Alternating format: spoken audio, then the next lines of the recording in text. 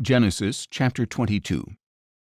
Some time later God tested Abraham and said to him, "Abraham." "Here I am," he answered. "Take your son," God said, "your only son Isaac, whom you love, and go to the land of Moriah. Offer him there as a burnt offering on one of the mountains which I will show you." So Abraham got up early the next morning, saddled his donkey, and took along 2 of his servants and his son Isaac. He split the wood for a burnt offering and set out for the place God had designated. On the 3rd day Abraham looked up and saw the place in the distance. "Stay here with the donkey," Abraham told his servants. "The boy and I will go over there to worship, and then we will return to you." Abraham took the wood for the burnt offering and placed it on his son Isaac. He himself carried the fire and the sacrificial knife, and the 2 of them walked on together. Then Isaac said to his father Abraham, "My father." "Here I am, my son," he replied. "The fire and the wood are here," said Isaac, "but where is the lamb for the burnt offering?" Abraham answered, "God himself will provide the lamb for the burnt offering, my son." And the 2 walked on together. When they arrived at the place God had designated, Abraham built the altar there and arranged the wood. He bound his son Isaac and placed him on the altar atop the wood. Then Abraham reached out his hand and took the knife to slaughter his son. Just then the angel of the Lord called out to him from heaven, "Abraham, Abraham." "Here I am," he replied.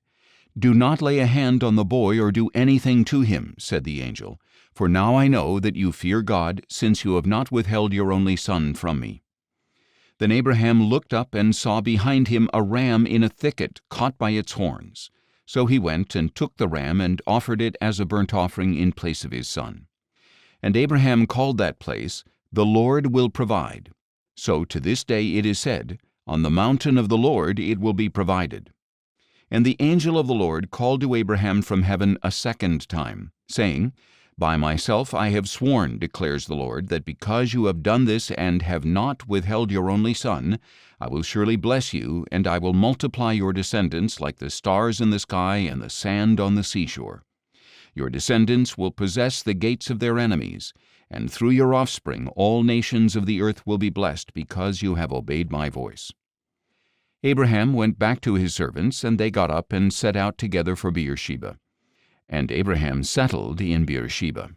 Some time later, Abraham was told, "Milcah has also borne sons to your brother Nahor: Uz the firstborn, his brother Buz, Kemuel the father of Aram, Kesed, Hazo, Pildash, Jidlaph, and Bethuel. And Bethuel became the father of Rebekah. Milcah bore these 8 sons to Abraham's brother Nahor.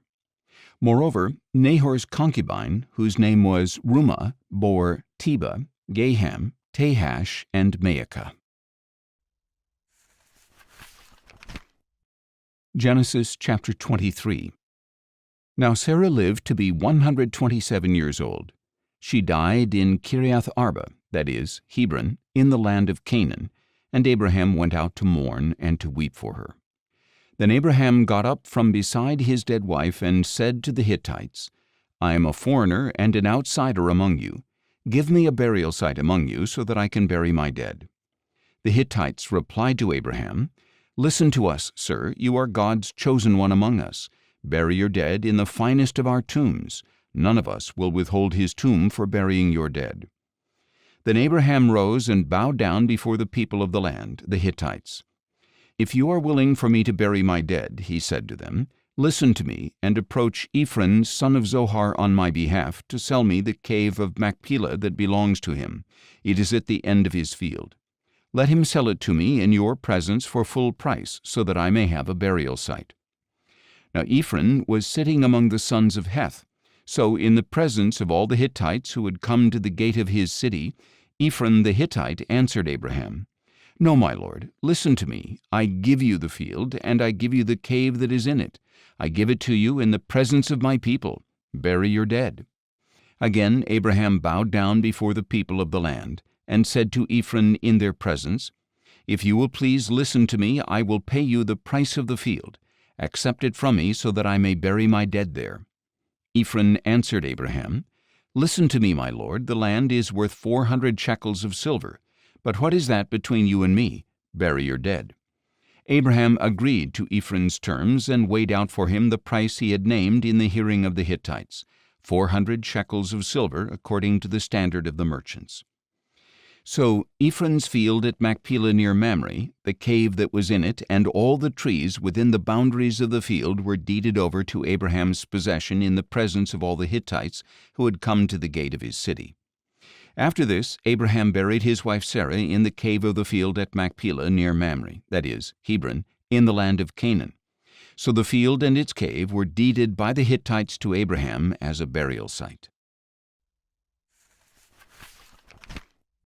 Psalms. Psalm 26 of David. Vindicate me, O Lord, for I have walked with integrity. I have trusted in the Lord without wavering. Test me, O Lord, and try me. Examine my heart and mind. For your loving devotion is before my eyes, and I have walked in your truth. I do not sit with deceitful men, nor keep company with hypocrites. I hate the mob of evildoers, and refuse to sit with the wicked. I wash my hands in innocence, that I may go about your altar, O Lord, to raise my voice in thanksgiving and declare all your wonderful works. O Lord, I love the house where you dwell, the place where your glory resides. Do not take my soul away with sinners, or my life with men of bloodshed, in whose hands are wicked schemes, whose right hands are full of bribes. But I will walk with integrity. Redeem me and be merciful to me. My feet stand on level ground. In the congregations I will bless the Lord. Psalms. Psalm 27 of David. The Lord is my light and my salvation. Whom shall I fear? The Lord is the stronghold of my life. Whom shall I dread?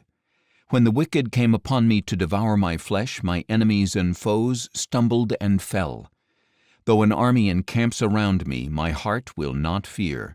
Though a war breaks out against me, I will keep my trust. One thing I have asked of the Lord, this is what I desire, to dwell in the house of the Lord all the days of my life, to gaze on the beauty of the Lord and seek him in his temple.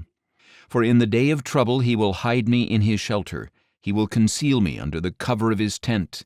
He will set me high upon a rock. Then my head will be held high above my enemies around me.